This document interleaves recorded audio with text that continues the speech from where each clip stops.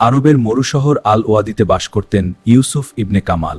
তিনি ছিলেন শহরের সবচেয়ে সম্মানিত কাপড় ব্যবসায়ী। তার সততা আর ব্যবহারে সবাই মুগ্ধ ছিল।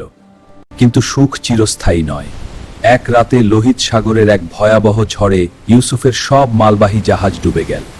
এক নিমিষেই তিনি পথের ভিখারি হয়ে গেলেন। সম্পদ যাওয়ার সাথে সাথে বদলে গেল মানুষের ব্যবহার। যারা আগে সম্মান করত তারাই এখন তাকে দেখে মুখ ফিরিয়ে নেয়। কিন্তু ইউসুফ জানতেন, আল্লাহ যা করেন মঙ্গলের জন্যই করেন। ইউসুফ তার পরিবার নিয়ে শহরের বাইরে এক ভাঙ্গা ঘরে আশ্রয় নিলেন। ঘর নেই, খাবার নেই, কেবল আছে আল্লাহর উপর অটল বিশ্বাস। ছোট ছেলে ইব্রাহিম অসুস্থ হয়ে পড়ল, কিন্তু ওষুধ কেনার টাকাও নেই।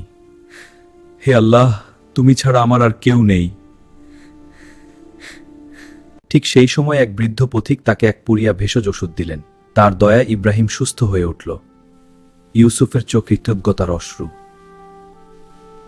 কিছুদিন পর আবু সালেম নামের এক বড় ব্যবসায়ী ইউসুফকে তার ব্যবসার দায়িত্ব দিলেন। ইউসুফের সততা দেখে তিনি তাকে নিজের ব্যবসায়িক অংশীদার করে নিলেন। ইউসুফ আবার সফল হলেন। তিনি তার ছেলেদের শেখালেন, আল্লাহর উপর ভরসা বা তাওয়াক্কুলি হলো মানুষের সবচেয়ে বড় সম্পদ। যে ধৈর্য ধরে, আল্লাহ তাকে কখনোই খালি হাতে ফেরান না।